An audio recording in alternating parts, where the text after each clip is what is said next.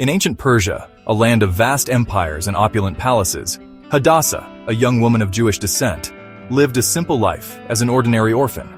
She was raised with love and care by her kind cousin Mordecai, who acted as her guardian, and together they lived a quiet, unassuming life, until the day King Xerxes, the powerful ruler of Persia, decided he needed a new queen.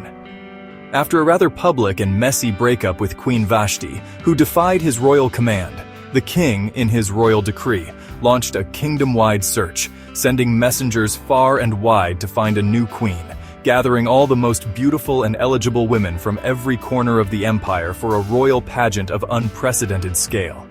Hadassah, now known by her Persian name Esther, found herself swept up in the contest, entering the palace walls, carefully hiding her Jewish identity on Mordecai's wise advice to protect herself in the unfamiliar environment.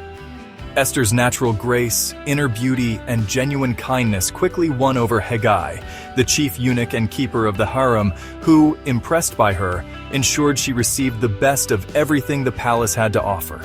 After a full year of elaborate beauty treatments and preparations designed to enhance her natural allure, Esther's turn finally came to meet the king, to present herself before the most powerful man in the land.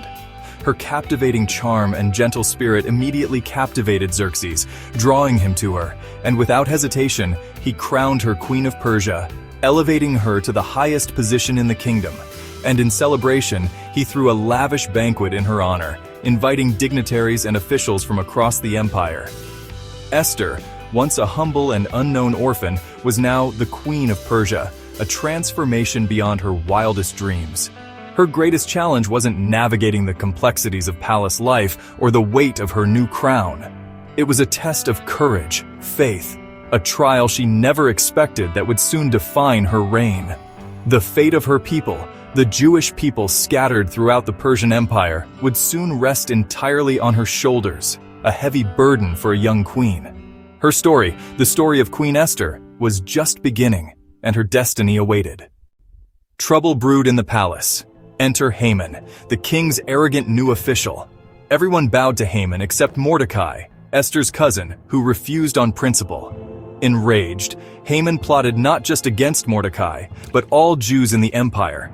He convinced Xerxes to authorize a decree for their destruction, never mentioning the Jews by name. The order spread terror on a set day. All Jews would be annihilated. As Haman and the king celebrated, the city was thrown into chaos.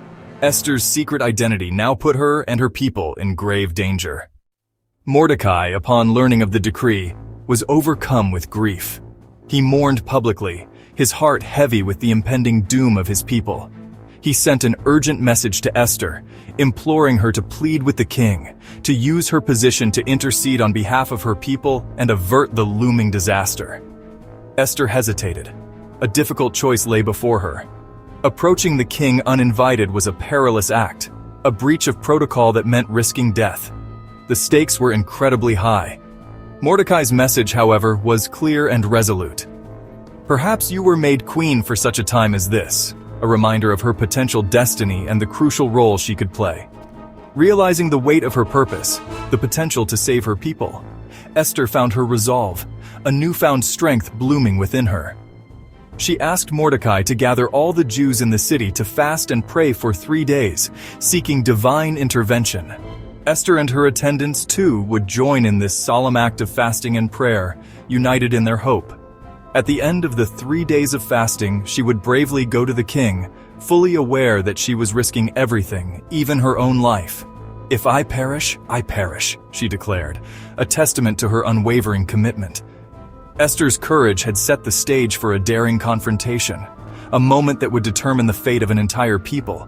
The fate of her people, their very survival, depended entirely on her next move, on the success of her audacious plan.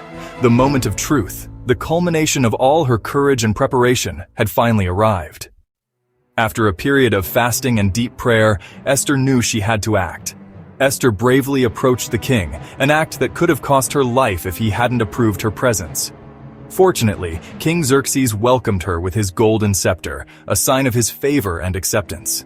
Instead of immediately revealing her desperate request, Esther, with careful consideration, chose a more strategic approach.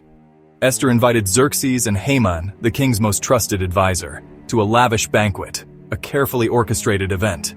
And then she invited them to another banquet, delaying her revelation and heightening the suspense. Meanwhile, blinded by his own arrogance, Haman was consumed with hatred and plotted Mordecai's death, completely unaware of the danger he was in. But fate intervened when the king, unable to sleep, discovered in the royal records how Mordecai had once saved his life from an assassination plot. At the second carefully planned banquet, the stage was finally set for Esther's revelation. Esther, with unwavering resolve, finally revealed her desperate plea to the king. "Spare my life, your majesty, and spare the lives of my people, for we are about to be annihilated." Shocked and enraged by this revelation, Xerxes demanded to know the identity of the culprit behind this heinous plot. With unwavering courage, Esther pointed directly to Haman. "That vile enemy Haman is the one who seeks to destroy us all." Consumed by fury, the king immediately ordered Haman's execution for his treachery. In a twist of ironic justice, Haman was hanged on the very gallows he had built for Mordecai. Esther's bravery and strategic thinking saved her people from certain destruction and brought justice to their oppressor. Her timeless story stands as a powerful testament to how courage, faith, and strategic action can alter the course of history. Sometimes, risking everything, even in the face of overwhelming odds, is the only way to stand up for what's right and protect those who cannot protect themselves. If you enjoyed this story, please like and subscribe for more inspiring content.